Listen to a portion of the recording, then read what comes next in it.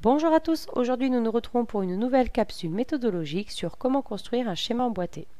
Tout d'abord, qu'est-ce qu'un schéma emboîté? C'est une représentation qui permet de visualiser les liens de parenté entre les espèces. On va regrouper les espèces dans des boîtes selon les attributs qu'elles possèdent. L'objectif est de classer les espèces sur le partage d'attributs. Pour réaliser un schéma emboîté, il vous faudra des crayons de couleur, un crayon papier ou un critérium, une gomme, une règle pour que les boîtes soient droites, une feuille et un stylo. Pour vous montrer comment réaliser un schéma emboîté, on va partir d'une collection d'êtres vivants, composée d'une souris domestique, d'escargots des jardins, d'une mésange bleue et d'un crabe vert. La première étape pour construire un schéma emboîté est de construire un tableau d'attributs. Donc on va regrouper les espèces de la collection avec une liste d'attributs. Et dans le tableau, on va indiquer la présence d'attributs par une croix. Lorsque le tableau d'attributs est réalisé, il faut organiser les attributs. Pour cela, il va falloir indiquer pour chaque attribut le nombre de croix qu'il possède. Par exemple, ici, la bouche en possède 4. Les 4 membres, on n'a que 2 croix, etc., etc. Pour réaliser le schéma emboîté, une fois que l'on a organisé les attributs, il va falloir repérer l'attribut qui possède le plus de croix. Par exemple, ici, c'est la bouche, puisqu'elle possède 4 croix, les 4 espèces ont une bouche. Une fois que j'ai repéré mon plus grand groupe, je vais donc pouvoir prendre ma feuille et commencer à dessiner le schéma emboîté. Pour cela, on va tracer un grand rectangle au crayon à papier que l'on va nommer bouche. Une fois que ce grand groupe est dessiné, je vais pouvoir retourner à mon tableau. Il va falloir trouver le sous-groupe, c'est-à-dire l'attribut ou les attributs qui possèdent le plus de croix en suivant. Je remarque ici que j'ai 2 sous-groupes avec 2 croix chacune, squelette interne et 4 membres. On remarque également que ces 2 attributs possèdent les mêmes espèces. Je vais donc pouvoir réaliser une boîte dans mon schéma emboîté, dans la boîte bouche, qui va s'appeler squelette interne et 4 membres.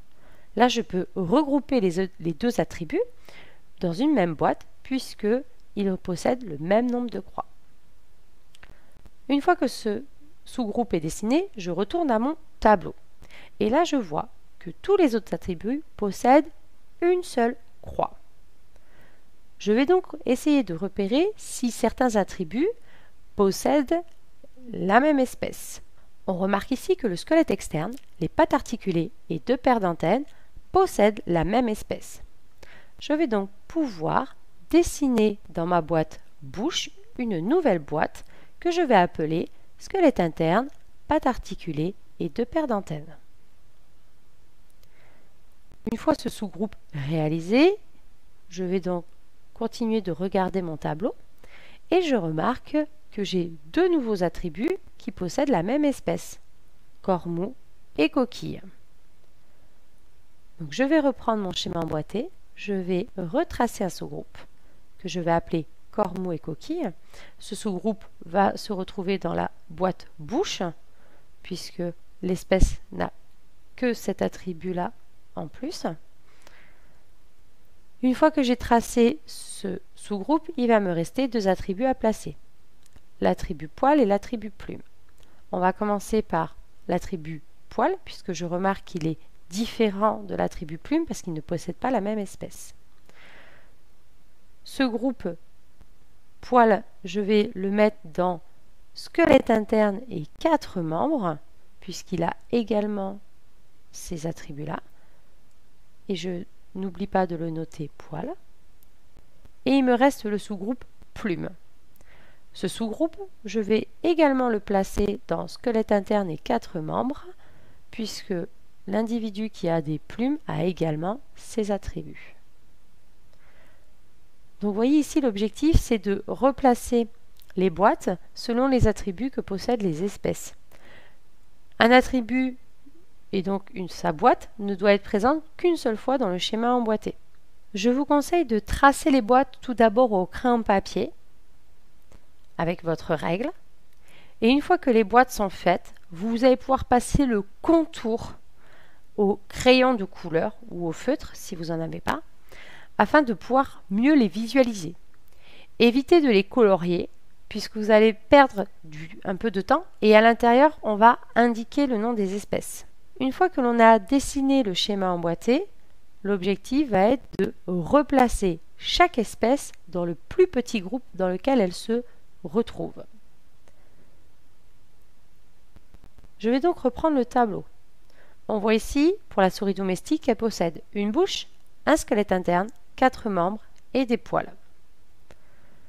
Si je reprends mon schéma emboîté, je vais donc l'écrire dans la boîte poils, puisque c'est le plus petit sous-groupe parmi les 4 attributs qu'elle possède.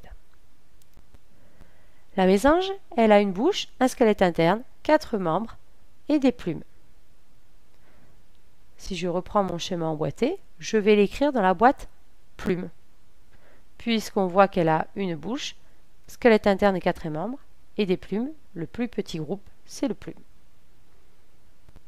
Concernant l'escargot des jardins, il a une bouche, un corps mou et une coquille. Je vais donc le placer dans la boîte coquille et corps mou.